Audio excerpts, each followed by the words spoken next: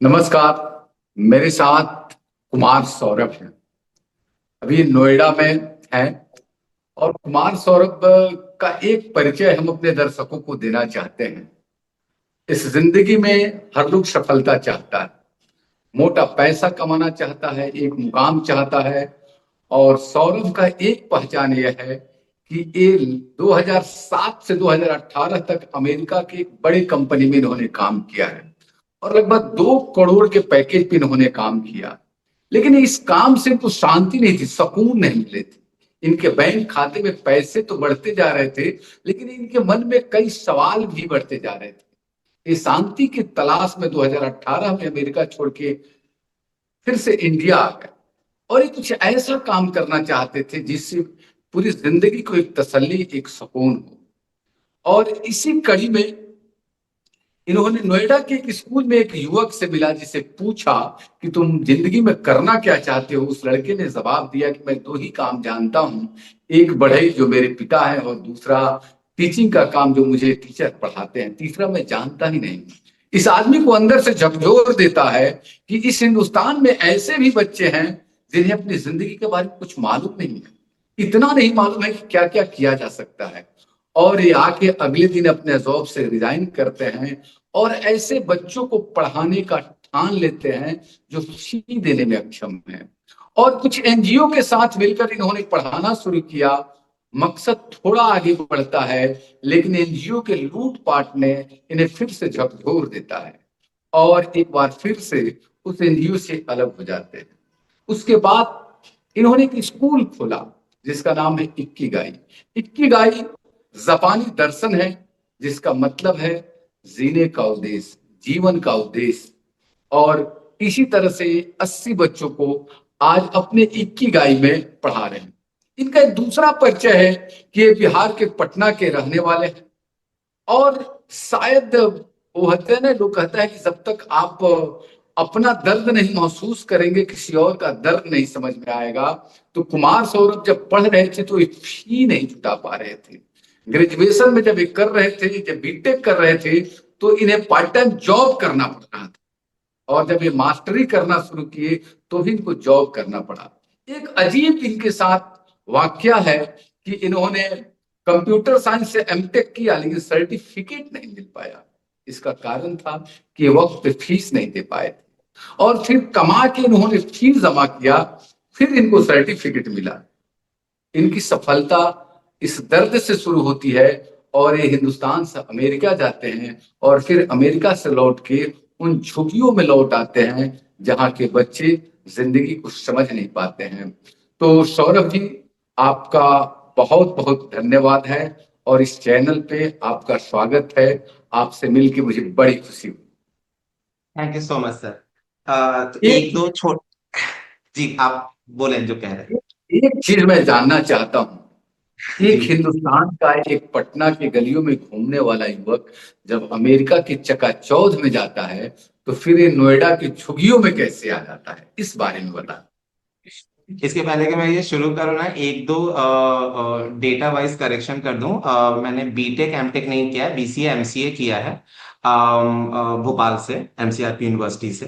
बाकी ठीक है। सो यस, सो आपका पहला सवाल ये है कि यूएस से नोएडा कैसे, और यूएस में भी सर कल रात में हमारी बात नहीं हुई थी, या जब भी आपको शायद पता नहीं हो, मैं दुनिया के शायद सबसे, जब चकाचौंध की बात करोगे ना, तो मैं उसमें से भी जो और ज्यादा चकाचौंध वाला शहर है न्यूयॉर्क, वहां पे रहता था।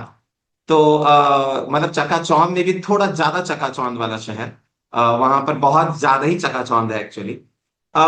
सो होता क्या है ना सर, चकाचौंध ना अब सबके जीवन का, लाइफ का मकसद ना थोड़ा सा सबका अलग अलग रहता है। कोई पैसा कमाना चाहता है, कोई लाइफ में अपना लेगेसी छोड़ना चाहता है, सबके अपने अपने लाइफ के जद्दोजहद चल रही है। मेरे लिए ना बड़ा सिंपल था। ये सारे कॉल्स ना बाहर से देखने में थोड़ा सा लगेगा कि बहुत टफ कॉल्स है, न्यूयॉर्क से कोई नोएडा नोएडा कैसे कोई आ सकता है। बट मेरे लिए बड़ा सिंपल था कॉल, उतना टफ कॉल था नहीं जब स्टार्ट किया था ये सोचना। तो मैं ना बचपन से पढ़ता बहुत था, और जब मैं कहता हूँ पढ़ता बहुत था, तो ये नहीं समझिएगा कि किताबें पढ़ता था करिकुलम वाली, उसको छोड़ के सब कुछ पढ़ता था, बस वही नहीं पढ़ता था, उसको छोड़ के सब पढ़ता था। तो उस दौरान ना मेरे घर में दो न्यूज़पेपर आते थे, एक टाइम्स ऑफ इंडिया और एक हिंदी का दैनिक जागरण। सो टाइम्स ऑफ इंडिया में ना बीच वाले में ना, मुझे नहीं पता आजकल आता है कि नहीं, पहले एक एडिटोरियल सेक्शन होता था जिसमें ना हर वीक में ना वीकली एडिटोरियल चीजें आती रहती थी। और अगर अगर मुझे सही से याद है, शायद वो वेडनेसडे को आता था। तो वेडनेसडे को ना अ, हर वीक में ना एक एडिटोरियल सेक्शन आता था, और मैं न्यूज़पेपर बहुत पढ़ता था। इसलिए नहीं कि मुझे कुछ इंग्लिश सीखना था या ऐसा कुछ, मेरा बड़ा सिंपल सा था, मुझे देखना था कि दुनिया भर में क्या क्या हो रहा है, बड़ा सिंपल सा ऑब्जेक्टिव रहता था न्यूज़पेपर पढ़ने का। तो उस दौरान मुझे ये भी पता लगता था कि अम, बहुत ही रैंडम एग्जांपल दूं तो यूएस में एक एनबीए गेम है, वो भी पता लग जाता था। पर उसी दौरान एक चीज पढ़ा था मैंने फाइनेंशियल फ्रीडम के बारे में, कि फाइनेंशियल फ्रीडम जैसी ये कोई चीज होती है। ज्यादा समझ में आया नहीं था उस दौरान। बाद में आसपास लोगों से भी पूछा, जो सबसे नियरेस्ट आप पूछते हो, अपने पेरेंट्स से पूछते हो, उनको भी नहीं पता था ये क्या चीज, क्या क्या भला चीज है। तो ज्यादा उस टाइम पे वो बात रह गई। फिर उसके बाद फिर जब थोड़ा कमाने लगा, तब थोड़ा समझ में आया फाइनेंशियल फ्रीडम क्या होती है। तो एक ना बड़ा सिंपल ऑब्जेक्टिव था, जब से मैंने कमाना शुरू किया था बहुत ही सिंपल ऑब्जेक्टिव के साथ काम कर रहा था। जिस दिन ये मोटा मोटा दाल रोटी का जुगाड़ हो जाएगा ना, शायद मैं ये जॉब छोड़ दूंगा। अब वो तब नहीं पता था कि ये दाल रोटी का जुगाड़ थोड़ा इतना जल्दी हो जाएगा, बस ये नहीं पता था। बाकी तो पता था कि कर लूंगा, कब कर लूंगा ये नहीं पता था। थोड़े चांद सितारों ने भी थोड़ा अच्छा खासा साथ दिया होगा शायद। तो थोड़ा वो दाल रोटी जल्दी आ गया। तो जिस दिन वो फाइनेंशियल फ्रीडम आ गया था ना, ये सवाल उसी दिन से था। वो यूएस में 2-4 साल में हो गया था कि अब मुझे दाल रोटी के लिए नहीं कमाने की और जरूरत है नहीं। लोगों की इच्छाएं बहुत सारी होती हैं, मेरी इच्छाएं थोड़ी हमेशा से बहुत सीमित रही हैं। तो इच्छाएं ऐसी कुछ नहीं थी कि मुझे बहुत बढ़िया कार चाहिए, बहुत बड़ा घर चाहिए, घर चाहिए। बट वो अपने जो इच्छाएं होती हैं वो बहुत सीमित इच्छाएं थी। तो घर आ गया था, कार आ गया था, आई वाज लाइक इतना काफी है, तो अभी जॉब छोड़ा जा सकता है। एंड इसी सोच के साथ ना इंडिया आ गया था, बहुत ज्यादा प्लानिंग करके साथ नहीं आया था कि दुनिया बदल देंगे या कुछ ऐसा बड़ा कर लेंगे। बड़ा सिंपल लॉजिक था कि अभी दाल रोटी के लिए कमाने की जरूरत है नहीं, तो इंडिया जाया जा सकता है। इसका आंसर बस इतना ही सिंपल सा है कि दाल रोटी का जुगाड़ हो गया था, तो इंडिया लौट आ गया। इकिगाई खोलने का मन में कैसे आया? इकिगाई खोलने का मन में ऐसे आया था ना, अम, मैं ना मोटा मोटा इसी किसी परिवेश से निकल कर आता हूँ पटना में। मेरे फादर बिहार हाउसिंग बोर्ड में क्लर्क। एक्सप्लेन करिएगा, थोड़ा एक्सप्लेन करिएगा। बताता हूँ। तो मेरे फादर बिहार हाउसिंग बोर्ड में क्लर्क के तौर पर पूरी लाइफ काम किया। एंड उसके अलावा, मतलब एक तो सैलरी कम थी, पर उससे अलावा ना मेरे फादर, मतलब एज ए फैमिली वाइज बहुत सारी रिस्पॉन्सिबिलिटी थी उन पर। तो वो अकेले भाई बचे थे, उनके पेरेंट्स नहीं थे, तो उनके उनके बहुत सारे सिस्टर्स थे, उनके बच्चे, बहुत सारी रिस्पॉन्सिबिलिटीज थी, बहुत सारी, जो मैंने बचपन से देखा उनको, बहुत सारी, कि उनके अपने family responsibility and then extended family responsibility. तो वो थोड़ी उन पर ज्यादा थी। एंड वो सब के कारण ना पैसे की अहमियत थोड़ी अर्ली एज में ही समझ में आ गया था कि पैसा बहुत जरूरी है। एंड यूजुअली जिनके पास जिस चीज का अभाव होता है ना, तो वो करना चाहते हैं, वही चाहते हैं। सो अगर मेरे से कोई बचपन में पूछता ना कि आप क्या बनना चाहते हो, मुझे लगता है मेरे पास खास कोई जवाब नहीं था, बस इतना ही था कि ये वाला पैसे वाला प्रॉब्लम खत्म हो जाए, बस इतना ही जवाब था। और तब भी यही जवाब था, और आज भी मैं बैठ के सोचता हूं तो मुझे लगता है ना, इससे बेटर जवाब मैं शायद नहीं दे पाता। कि मुझे पैसे चाहिए थे, बहुत सारे नहीं चाहिए थे, बस ये कि जो दिन रात का जो टेंशन है ना कि कल रात का खाना कैसे बनेगा ना, वो टेंशन नहीं चाहिए लाइफ। कि मुझे पैसे नहीं चाहिए, मुझे चाहिए ही नहीं क्या ये वाला पैसा। एक चीज है कि आज मेरी जिंदगी में यह टेंशन नहीं चाहिए कि खाना कैसे बनेगा, क्या आपके बचपन में ऐसा रहा है क्या?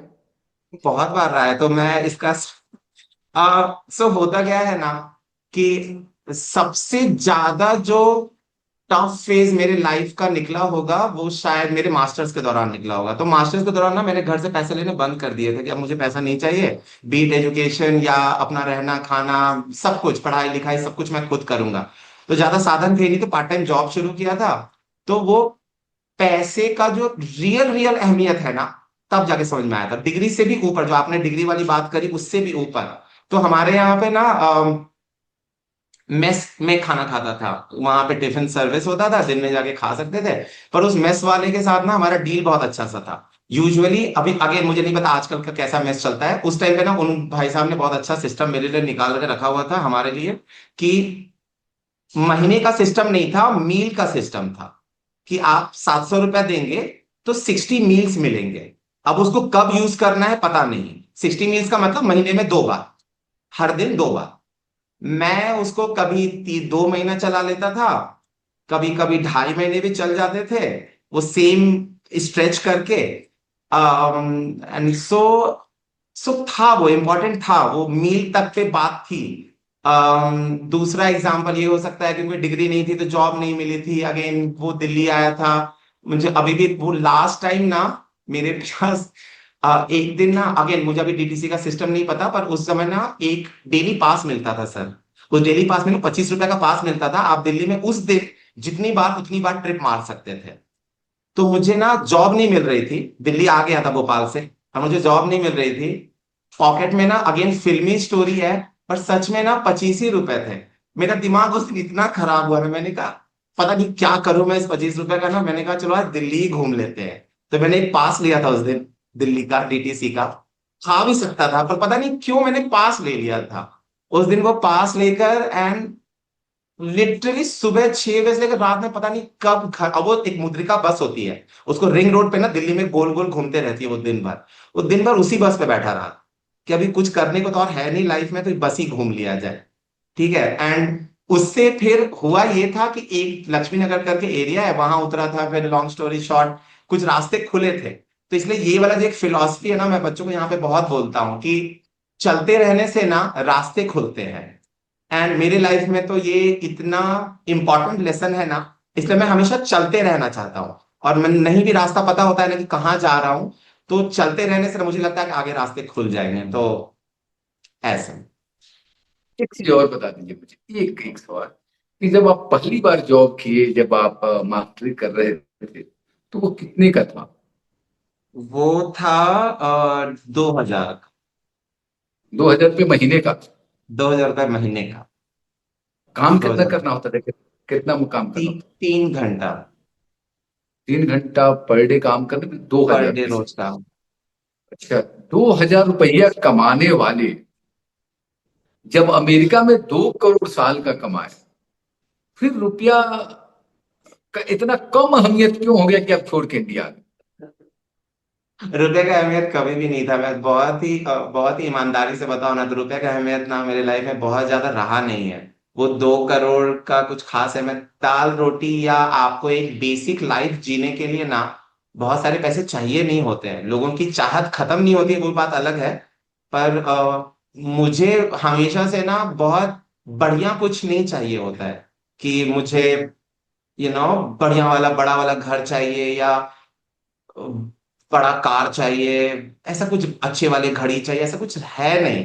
बहुत, जब 2000 कमा रहा था और जब 2 करोड़ कमा रहा था, या अब कुछ भी नहीं कमा रहा हूं, मेरी तीनों के टाइम की जो लाइफस्टाइल है ना सर, वो तीनों ही बराबर है। ये सुनने में बहुत वाह अजीब लगेगा, वाह बट तीनों वाह। ही बराबर है। जब मैं 2000 कमा रहा था, मैं जो कपड़ा तब खरीदता था, वही तो यूएस में भी खरीदता था, और वही मैं अभी भी करता हूँ। तीनों के टाइम की लाइफस्टाइल लिटरली सेम है, तो मेरे में बहुत ज्यादा कुछ हुआ नहीं है। तब भी मैं वैसे ही, तो इसलिए ज्यादा ना उस लाइफस्टाइल चेंज में ना कुछ खास बदलाव नहीं आया है, कि मुझे यूएस में मुझे कुछ महंगा बहुत मिलने लगा अचानक से और अब मुझे दिक्कत हो रहा है। इसलिए अब दिक्कत नहीं हो रहा है, बिकॉज तब भी नहीं करा था तो अभी भी नहीं कर रहा, तो ज्यादा लाइफस्टाइल में चेंजेस में ना ज्यादा दिक्कत होता नहीं है। शायद से मैं हमेशा कहता हूँ, मैंने अभी रिसेंटली इस पे एक पोस्ट लिखा था लिंक्डइन पर, कि शायद ना यूनिवर्स ना मुझे रेडी कर रहा था कि इस ज्यादा खर्चा ना करो, कि आने वाले दिनों में वो पैसे जाने वाले हैं। तो ज्यादा खर्चा ना करो कि दिक्कत ज्यादा आएगी, क्योंकि आप जब लाइफस्टाइल चेंज कर उसमें ज्यादा दिक्कत आती है, जब सेम रहता है तो दिक्कत नहीं आती। अब आप अपने इकिगाई के बारे में थोड़ा बता दीजिए। इकिगाई स्कूल, आपने जैसे बताया कि ये थॉट कैसे आया, वो सवाल रह गया, आई एम सो सॉरी, कि वो थॉट कैसे आया। थॉट तो नहीं था, जब यूएस से इंडिया आया था ऐसा कोई थॉट वॉट लेके नहीं आया था कि चलते हैं कि का स्कूल खोलते हैं। बहुत लंबा, बहुत बहुत बहुत 4 साल का लंबा सफर रहा होगा, तब जाकर इकिगा स्कूल तक हम पहुंचे थे। बहुत मुश्किल से पहुंचा था वो मुझे लगता है कि मेरे लाइफ का सबसे मुश्किल सफर रहा होगा, इन द सेंस, क्योंकि मैं कुछ ऐसी चीज खोज रहा था जो मुझे ही नहीं पता था कि क्या खोज रहा हूँ। इसलिए सबसे ज्यादा मुश्किल था, क्योंकि जब पैसे खोज रहा था तो पैसा मिल गया था, जब जॉब खोज रहा था जॉब मिल गया था, जब पढ़ने में अच्छा बनना चाह रहा था वो भी हो गया था। तो मुझे हमेशा लगता था कि चाहत ही बस दूर हो आप कुछ भी पाने के लिए। इस वाले केस में ना यही नहीं पता था कि चाहता क्या हूं, एंड इसलिए सबसे टफ सफर था। पता नहीं था कि पहुंचना कहाँ है, आप चल तो रहे हो बट आपको पता नहीं था कि कहाँ पहुंचना है। तो थोड़ा लंबा सफर था। बट अगेन संक्षेप में अगर मैं बताऊं तो उस जिस बच्चे के आपने जिक्र किया उसका नाम अनुज था। तो जब अनुज से मिला था ना 3 साढ़े 3 साल पहले, तब वो 9th में था। उस दिन, अगेन मुझे अभी भी खुद भी नहीं पता है, बहुत सारे लोग ये सवाल करते हैं कि ऐसा क्या ही हो गया, एक बच्चे ने ये बोल ही तो दिया कि उसको नहीं पता है क्या बनना है, ऐसा इसमें क्या ही बड़ी बात हो गई कि तुमने अपना सब कुछ छोड़ दिया उस चक्कर में। अम, बड़ा सिंपल सा चीज है। क्या होता है ना, मैं या ये बच्चे जहां से आते हैं ना, उनके लिए वो दरवाजे बहुत इंपॉर्टेंट है कि कौन से दरवाजे पे हमें खड़ा होना है। आप एक बार सही दरवाजे पे खड़े हो जाओ ना, शायद आपकी लाइफ बदल सकती है। अब मेरी लाइफ में मैं बहुत मानता हूँ, मैं बहुत बहुत बहुत ज्यादा फॉर्चुनेट रहा हूँ कि मुझे बहुत सारे दरवाजे ना मिल गए मुझे। बहुत टाइम पे तो बहुत इजीली मिल गए, बहुत टाइम पे बहुत मुश्किल से मिले, बट मिल गए मुझे, बहुत सारे दरवाजे मिले हैं लाइफ में। तो थोड़ा फॉर्चुनेट तो रहा हूं मैं, बहुत, थोड़ा नहीं ज्यादा फॉर्चुनेट रहा हूँ। सारे लोग नहीं हो पाते हैं फॉर्चुनेट। तो इकिगाई स्कूल को ना खोलने का बड़ा सिंपल सा ऑब्जेक्टिव है कि इन बच्चों के लिए ना वो दरवाजे खोल सके, एंड देन चलना तो इन्हीं को होगा उन दरवाजों को क्रॉस करने के बाद। बस वो दरवाजे खुल जाए, ये सही दरवाजा है, एंड देन उसके बाद का सफर ये लोग खुद अपना अपना सफर तय करेंगे, बट वो दरवाजे खोजने की जर्नी में मैं चाहता हूँ कि इनकी हेल्प कर सकूं। अभी इकिगाई में आप कैसे करते हैं, कैसे बच्चों को पढ़ाते हैं, आपका अभी क्या हमारा प्रोग्राम बहुत इवॉल्व हो रहा है, पूरी तरह से इवॉल्व हुआ नहीं है अभी। अभी 2 ढाई साल हो गए हैं। तो प्रोग्राम तो बहुत इवॉल्व हो रहा है। इकिगाई का जैसा आपको पता है मतलब होता है पर्पस ऑफ लाइफ। तो हम इन बच्चों के पर्पस ऑफ लाइफ खोजने में ना हेल्प करना चाहते हैं।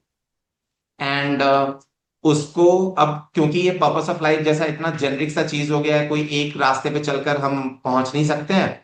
तो बहुत सारे बच्चे हैं, तो हम बहुत सारे काम भी करते हैं।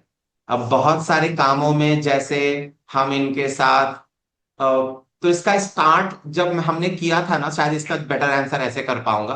तो जब हमने स्टार्ट किया था ना, तब हमने बहुत सोचा था कि इनको ना कैसे हम वहां तक पहुंचा दें जहां तक कि इनको अपना वाला रास्ता दिख जाए। तो हमने ना 2 3 बॉक्सेस बनाए थे उनके लिए, कि हम इन बॉक्सेस में ना इनके साथ हम काम करेंगे। तो उसमें से एक सबसे इंपॉर्टेंट बॉक्स ये था कि हम इनके ना ओवरऑल इनके इमोशनल वेलबींग पे ना बहुत काम करेंगे। तो इमोशनल इंटेलिजेंस पे हम बहुत काम करते हैं कि ये अपने इमोशन को पहचान सकें, अच्छा बुरा समझ सकें, कि अगर गुस्सा आ रहा है, जलन हो रही है तो भी ठीक है, कोई बात नहीं। तो वो सारा कुछ इमोशनल, हम मतलब ईक्यू पर बहुत काम करते हैं ओवरऑल। तो एक तो ये एस्पेक्ट हो गया। दूसरा एस्पेक्ट ये था कि हम लोग इनके ओवरऑल प्रॉब्लम सॉल्विंग या क्रिटिकल थिंकिंग पे बहुत सारा काम कर सके। तो ये सेकंड एस्पेक्ट था इसका। एंड इन्हीं कुछ डब्बों को लेकर ना हमने सारा काम शुरू किया था। तो आज के डेट में आपका जो क्वेश्चन है कि हम करते क्या क्या है, बहुत सारे काम करते हैं। जैसे कि हम लोग कंप्यूटर पे बहुत बात करते हैं, कंप्यूटर इन द सेंस कि सिर्फ कंप्यूटर चलाना नहीं सिखाते हैं हम, थोड़ा बहुत सारा काम करते हैं उसमें। सबसे पहले क्योंकि मैं सॉफ्टवेयर बैकग्राउंड से आता हूँ, तो ये सारी कहानी सॉफ्टवेयर से ही शुरू हुई थी। तो हमने इनको सॉफ्टवेयर सिखाना शुरू किया था बिना कंप्यूटर के, दैट्स द बेस्ट पार्ट, कि बिना कंप्यूटर के हम इनको सिखाते हैं कि व्हाइट बोर्ड पर, सो दैट इनको इमेजिनेशन में आए कि कोड कैसे चलता है, लॉजिक कैसे बिल्ड होता है, वो सब चीज इनको सिखाते हैं। कंप्यूटर में बहुत बातें करते हैं हम इनको, एक्सेल पर, कैनवा पर, एआई पर, ये सब चीजें सिखाते हैं। अब हमारे पास कंप्यूटर अपना अपना कंप्यूटर लैब है, तो हम उसमें बच्चे अब सीखते हैं। शुरुआत के दिनों में नहीं था, पर अब तो हमारे पास कंप्यूटर लैब है। हमारे पास खुद का अपना एक लाइब्रेरी है जिसमें बहुत सारे बुक्स हैं, तो बच्चे बहुत सारे बुक्स पढ़ते हैं। तो बुक रीडिंग के खुद में इनको आदत डलवाना चाहता हूँ। अगेन, जब मैं कह रहा हूँ कि लाइब्रेरी है, मतलब आप उसमें प्रेमचंद से लेकर काफका तक एंड उसके बीच में सब कुछ। तो बहुत सारे बुक्स हैं, बहुत बड़ी लाइब्रेरी, ठीक ठाक बड़ी लाइब्रेरी हमारी खुद की है।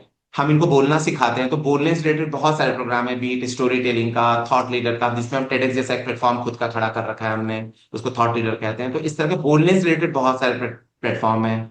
हमारे लिखने से रिलेटेड बहुत सारे प्लेटफॉर्म है। तो हमारे बहुत सारे बच्चे आज के डेट में लिंक्डइन पर हैं, जो लिंक्डइन पे लिखते हैं। सो लिखने से रिलेटेड बहुत सारे प्रोग्राम हैं। तो ऐसे हमने छोटे छोटे बहुत सारे प्रोग्राम खोल रखे हैं। हमारा खुद का फूड प्रोग्राम है, जिसमें बच्चे हम खुद ही बनाते हैं और हम खुद ही खा लेते हैं। हमारा हमारा ऐसे थोड़ा और हमारे इसको स्कॉलरशिप। Explain, sorry. थोड़ा और एक्सप्लेन करिए, कैसे बनाते खाते हैं, क्या बोले हैं आप? अच्छा, तो हमने खुद का एक किचन बना रखा है। खुद का किचन मतलब हमारे पास अब सब कुछ है, गैस से लेकर स्टोव से लेकर बर्तन बर्तन सब हमारा खुद का इन हाउस है। हम लोग हर सैटरडे को ना, उस प्रोग्राम का नाम है इकिगाई निभा फूड प्रोग्राम। तो इसकी कहानी कुछ ऐसी है। तीन ऐसे अभी कहानियां आपको सुनाऊंगा। तीन तीन ऐसे हमारे प्रोग्राम है ना, जो बच्चों के नाम पे हमने रख दिए हैं। तो उसमें से एक जो सबसे पहला प्रोग्राम था, उसका नाम था इकिगाई निभा फूड प्रोग्राम। तो निभा एक लड़की का नाम है। तो ये कहानी ऐसे शुरू हुई थी। एक दिन ना हमारे यहाँ कुछ इवेंट हो रहा था, उसमें फनी सा एक क्वेश्चन पूछा गया था उस बच्ची से कि अगर तुम एक दिन के लिए इकिगाई स्कूल की प्रिंसिपल बन जाओगी तो क्या करोगी। तो उसने आंसर किया कि मैं वीकेंड पे ना फ्री में बच्चों को खाना खिलाऊंगी। तो आई वॉज लाइक चलो ठीक है, यही सही तो यही सही। तो उस दिन से ये प्रोग्राम चालू हुआ। एंड उस दिन से हमने हर सैटरडे को अब ये प्रोग्राम करते हैं, जिसमें हम अगेन ये प्रोग्राम भी धीरे धीरे इवॉल्व हुआ। पहले हम खरीद के खाना लाते थे, फिर हमने बर्तन खरीदना शुरू किया, फिर हमने गैस खरीदा। पहले हम लोग फायरलेस कुकिंग करते थे, अब हम लोग फायर के साथ वाली कुकिंग करते हैं। तो अब हम लोग धीरे धीरे हम उसमें भी पारंगत हो रहे हैं। तो जब आपने कहा कि उसमें हम करते क्या, बड़ा सिंपल सा प्रोग्राम है। हम लोग कोई भी एक डिश पिक कर लेते हैं जो हमने कभी शायद ना खाया हो, हमने मतलब इन बच्चों ने कभी नहीं खाया हो। हम वो खाना पिक कर लेते हैं कि हम इस वीक में ये खाएंगे। फिर उस पर थोड़ा रिसर्च होता है, ये बच्चे उस पर थोड़ा जाकर रिसर्च करते हैं, ये खाना बनता कैसे है, उसका रेसिपी देखते हैं, इंग्रेडिएंट्स का लिस्ट बनाते हैं। वो लिस्ट मुझे दे देते हैं, मैं सामान लेकर आ जाता हूँ। सैटरडे को हम लोग बनाते हैं, जैसा भी अच्छा बुरा जैसा भी, फिर हम लोग खुद ही खा लेते हैं। यही प्रोग्राम है। यानी यानी वो खाना बनता है जो बच्चे कभी खाए नहीं। हाँ, तो ये हम लोग यहाँ पे ये वाला चीज बहुत बार होता है कि हमने वो वाला खाना बहुत। तो इसको ना हमारे यहाँ पे एक थ्योरी है सर, फर्स्ट। तो फर्स्ट का मतलब क्या है ना, बहुत सारे बच्चों का बहुत सारा फर्स्ट हमारे साथ होता है। तो लाइक एग्जाम्पल, खाना तो एक बहुत छोटा सा एग्जाम्पल है। बहुत सारा फर्स्ट, हाउ अबाउट पहला मेट्रो राइड, पहला दिल्ली जाना, पहला ये वाला खाना खाना, पहली बार लैपटॉप चलाना। ऐसे बहुत सारे फर्स्ट हैं जो ये बच्चे हमारे साथ जी रहे हैं। तो एंड इसलिए मैं मतलब ओवरऑल हम बहुत फॉर्चुनेट है ना कि आप बहुत सारे लोगों के लाइफ के फर्स्ट बन रहे हैं या उसमें हेल्प कर पा रहे हैं उनके फर्स्ट बनने में। तो खाना भी उसमें से एक है कि वो फर्स्ट खाना। अच्छा, एक और क्या क्या सिखाते हैं बच्चों को? और हमारे यहाँ पे जो आज के डेट का जो सबसे हॉट हॉट हॉट टॉपिक है, वो है आर्ट। तो आर्ट पर हमने खुद का आर्ट गैलरी खोल रखा है, जिसका नाम है Ikigai Lakshmi art gallery. And again यहाँ लक्ष्मी अगेन एक बच्ची का नाम है। तो लक्ष्मी से मैं मिला था इकिगाई स्कूल के भी पहले, जब मैं एज ए वॉलेंटियर दूसरे एनजीओ में पढ़ाता था, तब लक्ष्मी से मिला था। तो हो गए होंगे 3 साल से ज्यादा थोड़े। तो तब उससे मिला तो बहुत ही ज्यादा शांत बच्ची थी। मतलब बहुत ही ज्यादा शांत, कुछ बोलती ही नहीं थी, वैसी वाली शांत। तो एक दिन उससे हम कुछ बात कर रहे होंगे कि और बताओ क्या करते हो नहीं करते। उसने बताया कि मैं ड्राइंग करती हूँ। तो मैंने कहा ठीक है, अगले दिन लाके दिखाना। तो अपनी ड्राइंग बुक लेकर आई थी एक दिन। तो उसने मुझे दिखाया कि ये ड्राइंग बुक है जी। ठीक ठाक बेसिक सी ड्राइंग थी। तो पता नहीं मेरे मन में क्या आया, मैंने बस उस दिन उसको कह दिया था कि बच्चा कुछ भी छोड़ देना लाइफ में, ड्राइंग को मत छोड़ना, बहुत जोर से पकड़ के रखना। एंड उसको पता नहीं क्या समझ में आया, उसने थोड़ा ज्यादा ही जोर से पकड़ लिया। एंड एंड आज के डेट में मतलब मैं कैसे बताऊं, बहुत अच्छी आर्टिस्ट है, बहुत अच्छी आर्टिस्ट है। तो इसकी कहानी ना, अगेन इसकी भी एक स्टोरी है कि हमने 4 अक्टूबर के महीने में ना एक बहुत ही रैंडम इंटीरियर डिजाइनर का एक कॉल आता है मेरे पास। मैं उनको जानता नहीं था, दिल्ली में काम करती, वो किसी को जानती थी, वो मुझे जानती थी। उनको अपने प्रेजेंटेशन में ना एक स्केचिंग बनवाना था, उनको कुछ प्रेजेंट करना था किसी अपने क्लाइंट को। तो उन्होंने हमें अप्रोच किया कि आपके यहाँ के कोई बच्चा ये हैंड ड्रॉन कुछ कर सकता है मेरे लिए काम, और मुझे प्रेजेंट करना है। वो पेड प्रोजेक्ट था, 1200 रुपए मिलने थे। तो लक्ष्मी जी को वो मिले 1200 पहली बार। वो 5 स्केचिंग उन्होंने बनाए थे, एंड उनको वो बहुत पसंद आया। 6-7 दिन के बाद फिर से कॉल आया कि एक बार और काम करवाना है। लक्ष्मी जी को फिर से मिले 1200। तो उस दिन ना मेरे दिमाग में आइडिया आया कि हम ये सिर्फ एक लक्ष्मी के तो लिए क्यों 1200 करें। है, सॉरी, लक्ष्मी की जिंदगी का पहली कमाई थी।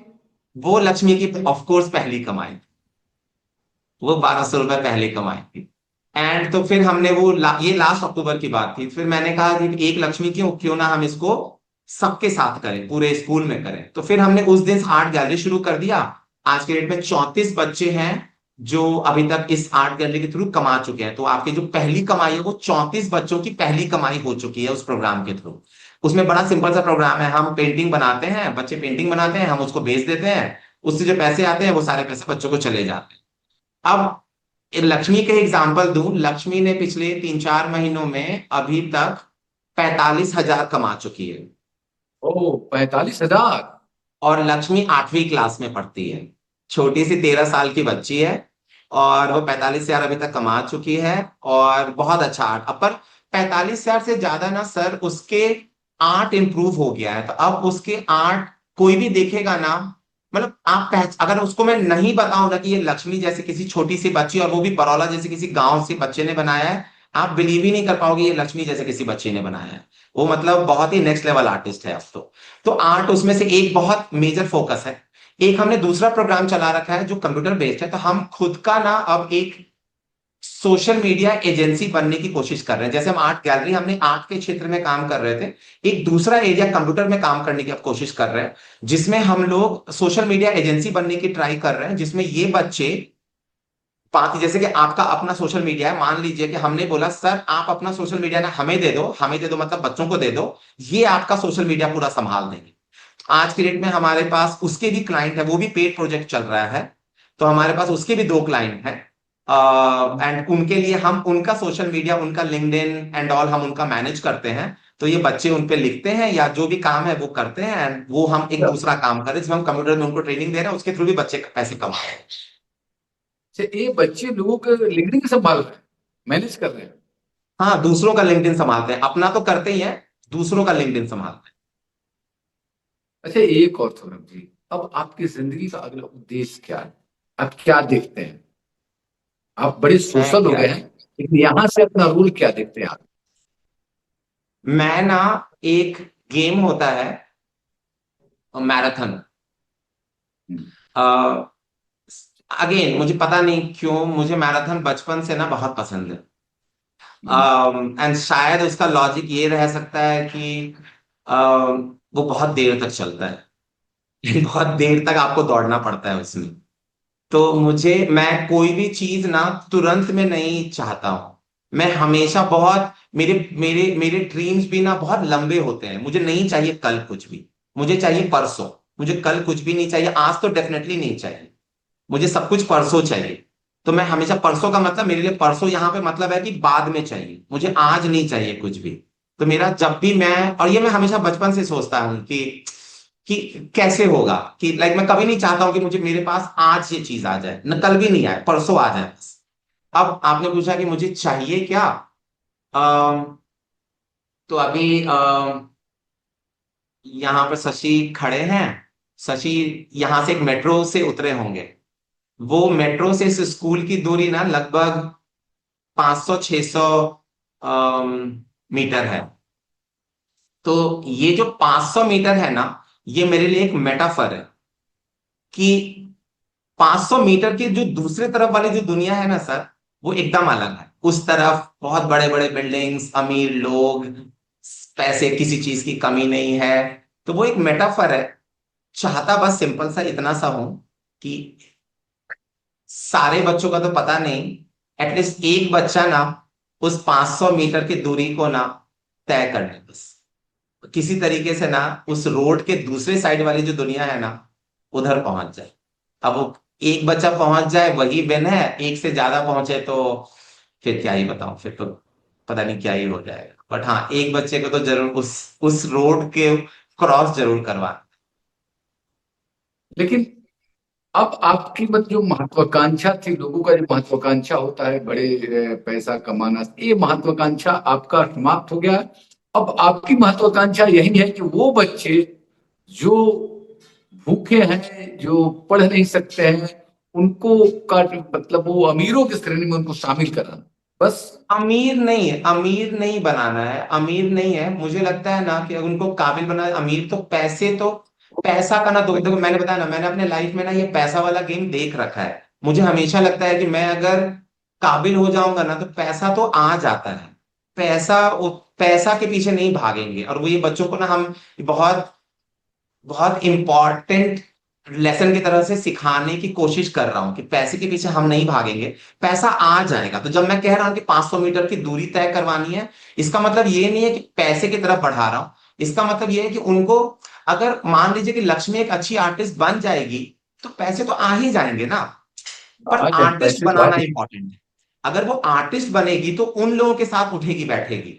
क्योंकि उनका, अगर मान लीजिए कि लक्ष्मी का आर्ट, तो अगर मान लीजिए आगे चलकर उसके एक आर्ट पीस का दाम 5 लाख है, तो खरीदने वाले कौन से लोग होंगे? थोड़ा सोच के देखो आप। Okay okay. सिंपल एग्जांपल है, वो बड़ौदा के लोग तो फिर नहीं खरीदेंगे ना, वो तो ऑफ कोर्स खरीदेंगे। इस इंडिया के जो सबसे वन ऑफ द इलीट लोग होंगे ना, वही लोग खरीद अफोर्ड कर पाएंगे वो 5 लाख की पेंटिंग। तो ऑफ कोर्स लक्ष्मी का उठना बैठना उन 5 लाख खरीदने वाले लोगों के लायक लोगों के साथ होगा, तो उसकी लाइफ तो अपने आप ही बदल जाएगी। उसके लिए मुझे अलग से थोड़े ना लक्ष्मी को कुछ सिखाना है कि पैसे कमाएंगे कैसे। वो तो अपने आप आर्ट सीख जाएगी, तो आर्ट दिखेगा 5 लाख का, तो सब कुछ उसका तो सब कुछ ही बदल जाएगा। वो कौन से लोगों के साथ उठेगी बैठेगी से लेकर घर, कार, सब अपने आप बदल जाएगा। तो वो 500 मीटर वो है, बस उनको वो काबिलियत आ जाए, एंड आई थिंक मेरे लिए तो फिलहाल वही एक विन है। बस वही ड्रीम है। वही विन है सर, वही विन है। कैसे होगा मुझे नहीं पता, लंबा दो, इसलिए मैंने मैराथन का एग्जांपल दिया। बहुत लंबा दूरी है, ये मैं चीज चाहता ना तो मैं किसी ग्रेजुएट के साथ या मास्टर्स वाले लोगों के साथ कर सकता था सर। कर सकता था, उनको जॉब दिला देता। जो कि मेरे इतने कनेक्शन से उनको जॉब मैं दिलवा सकता हूँ, बहुत आसान है मेरे लिए। उनको थोड़ा बहुत ट्रेन करूँ सॉफ्टवेयर में और उनको जॉब दिलवा दूं, ये वाला। और बताइए सर, आपको और क्या विजन है? विजन, विजन सर बड़ा सिंपल सा है। आने वाले दिनों में हम दो तरफ बढ़ने वाले हैं। 2027 के एंड तक ना हम हॉरिजॉन्टली एंड वर्टिकली दोनों तरफ ग्रो करने का प्लान है। हॉरिजॉन्टली एंड वर्टिकली का मतलब यहाँ है कि हम एक तरफ तो इस सेंटर में, इस प्रोग्राम में 2026 के अंत तक ये प्रोग्राम को हम लोग ट्राई करेंगे कि एक ठीक ठाक इस्टेब्लिश कर दें। इसमें अभी जितने इवॉल्व हो रहा है, जितने चेंजेस आ रहे हैं, वो चेंजेस खत्म हो जाए। तो वो 2026 तक वो कोशिश कर रहे हैं कि उसको एक प्रॉपर रूपरेखा तय हो जाए कि हमें क्या क्या करना है और कैसे करना है। एंड देन 2027 का टारगेट ये है कि हम लोग इसको थोड़ा एक्सपैंड करना शुरू करें। जब हम कह रहे हैं एक्सपैंड करना शुरू करें, तो उसका उसका कोशिश ये रह रहा है कि हम इसको मल्टीपल सेंटर्स खोलने की कोशिश कर रहे हैं। तो इसको दो तरीके से अभी हम लेने की ट्राई कर रहे हैं। एक तो हम बरौला में रहते हुए, देन बरौला के बाहर। तो वो 2027 के प्लान में आएगा कि हम इसको कैसे ज्यादा से ज्यादा लोगों तक पहुंचा सकें इस प्रोग्राम को। लोग मतलब यहाँ बच्चे हैं, ऑफ कोर्स लोग यहाँ पर बच्चे हैं। तो अभी देखते हैं कि कहाँ तक कर पाएंगे सर। बट कोशिश तो यही है कि इस प्रोग्राम के तहत हम कुछ बच्चों के लाइफ में कुछ हद तक बदलाव ला सके। तो बड़े वाले बच्चे, 3 तरह का सेक्शन बना हुआ है और एक तरह का साइकिल हमने बना रखा है कि जो सबसे बड़े वाले बच्चे हैं वो अपने से छोटों को पढ़ाते हैं, और वो अपने से जो छोटों को जिनको पढ़ाते हैं वो उनसे भी जो छोटे बच्चे हैं उनको पढ़ाते हैं। तो ये बच्चे ही एक दूसरे को पढ़ाते हैं। और मेजरली मेरा समय गुजरता है सबसे बड़े वाले बच्चों के साथ, एंड देन जो उन अपने से छोटे वाले बच्चों को वो लोग खुद ही पढ़ाते हैं। तो वो एक साइकिल सा बना हुआ है, तो वो बच्चे वो पढ़ा लेते हैं, बाकी मेरा ज्यादातर समय उसके अलावा एक नया, आई डोंट नो क्या कहूँ इसको। तो मैंने ना लिंक्डइन पे लिखना शुरू किया था 2 साल पहले। एंड लिखना कुछ ऐसा शुरू किया कि अब छूट नहीं रहा है। तो अब मैं बहुत ज्यादा लिखता हूँ लिंक्डइन पर। तो वो खुद में ना अब जितना लिखता हूँ वो खुद में ही एक जॉब है मेरे लिए, फुल टाइम। क्योंकि मेरे दिन का लगभग लगभग 6 घंटे लिखता हूँ। तो वो खुद में ही अब एक फुल टाइम जॉब है मेरे लिए। अगर मैं खुद को देखूं तो मेरे लिए वो भी एक जॉब ही है अब, लिखना सिर्फ। तो मैं दिन के रोज 3 पोस्ट लिखता हूँ लिंक्डइन पर। और वो पिछले, पता नहीं अब तो मुझे याद भी नहीं है कितने दिनों से, 600 दिनों से, शायद 600, सवा 600 दिनों से रोज लिख रहा हूँ। और रोज, अगेन रोज का मतलब प्लीज यकीन मानिए रोज ही की बात कर रहा हूँ, तो कभी ब्रेक नहीं आता है उसमें। तो 3 पोस्ट रोज जाते हैं। तो वो 6 घंटे वो जाता है। तो मेरा दूसरा काम है वो लिखना। कोई लॉजिक नहीं है उसके पीछे, बस मुझे थोड़ा अच्छा लगता है लिखने से। लिखने से बहुत सारी क्लैरिटी आती है, लिखने से बहुत सारे आइडियाज आते हैं कि स्कूल से रिलेटेड थोड़ी, थोड़ा आप जब रिफ्लेक्ट करते हो ना अपने दिन को ना, तो बहुत सारी चीजें ना क्लियर हो जाती हैं आपके दिमाग में। तो इसलिए लिखना मेरे लिए बहुत बहुत हेल्पफुल है मेरे अपने पर्सनल ग्रोथ के लिए। तो इसलिए सेकंड जॉब है मेरा लिखना। तो 6 घंटे मेरे लिखने में जाते हैं। और उससे अगर थोड़ा बहुत समय बच जाता है इन दो काम के बाद, इकिगाई स्कूल और लिखने के अलावा, तो फिर मैं इकिगाई स्कूल से रिलेटेड और भी बहुत सारे एडमिन से रिलेटेड काम होते हैं, बिकॉज और कोई एम्प्लॉय है नहीं, मैं अकेले ही देखता हूँ। तो उससे रिलेटेड जो एडमिन जितने काम होते हैं वो सारा फिर करता हूँ फिर। एक चीज और बताइए, ये खर्च कैसे मैनेज होता है? खर्च सर, जब इसके शुरू किया था ना, जब इसकी शुरुआत हुई थी कि स्कूल की, तो वो सपना बहुत छोटा सा था, बहुत ही छोटा सा था कि क्या ही होगा खर्चा। एक जगह ले लेंगे जो फ्री में मुझे मिल जाएगा, मैं जाके बात करूंगा तो कोई ना कोई तो दे ही देगा मुझे फ्री में। तो वो फ्री में जगह हो जाएगा, और एक व्हाइट बोर्ड खरीद लेता हूँ जो 400 रुपए का आएगा, और एक मार्कर खरीद लूंगा, तो बस हो गया खर्चा। खर्चा तो ज्यादा है ही नहीं कुछ, तो हम कर लेंगे manage. That was the plan. पर वो ड्रीम बड़ा होता गया। सबसे पहले तो खर्चा आया कि वो रेंट देना था, क्योंकि रेंट, फिर वो समझ में नहीं आया, फ्री वाला जगह था, हमें लगा कि रेंट पे जगह लेना होगा। फिर हमने रेंट पे जगह लिया। तो उस तरह से वो खर्चे बहुत बढ़ते गए।